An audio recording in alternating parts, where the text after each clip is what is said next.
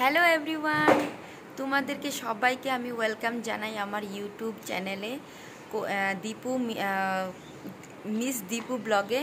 হ্যাঁ, এটা আমার নতুন চ্যানেল। আমি প্রথমবার ব্লগ বানাচ্ছি তোমাদের জন্য। তোমরা প্লিজ আমাকে সাপোর্ট করো।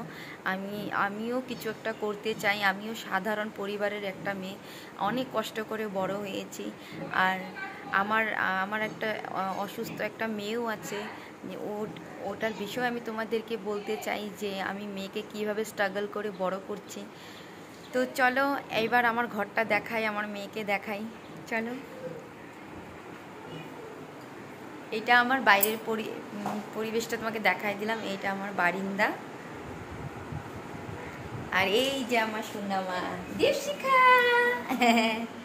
এই যে আমার সুনামা। আমার সুনামা সবসময় এইভাবে চেয়ারে বসে থাকে, ও হাঁটতে পারে না।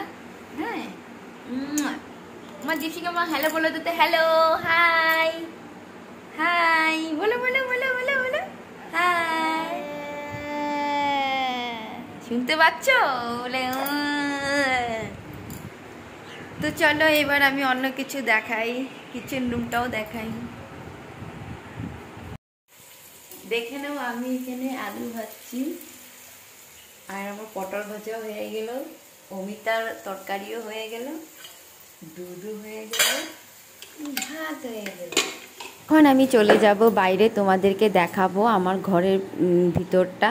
এইটা বারিন্দা, এটা বাথরুমে যাওয়ার রাস্তা, আর এটা আমার বেডরুম, আর এইটা হলো ড্রয়িং রুম, যেখানে সবাই আসলে এখানে বসে, আমি চাটা দিই। হ্যাঁ, চলো এইবার ড্রয়িং রুমের ভিতর দিয়ে আমি ঠাকুর রুমটাকে তোমাদেরকে দেখাই।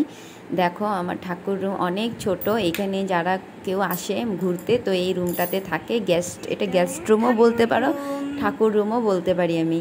তো এখানে আমার ছোট্ট ঠাকুর আছে। দেখো, মা লক্ষ্মী, রাধা গোবিন্দ, আর সাই বাবা, আর ভাগবত গীতা। সত্যি আমি এই তিনজনকে ভীষণ ভালোবাসি, আর আমি রোজ ভাগবত গীতা পড়ি।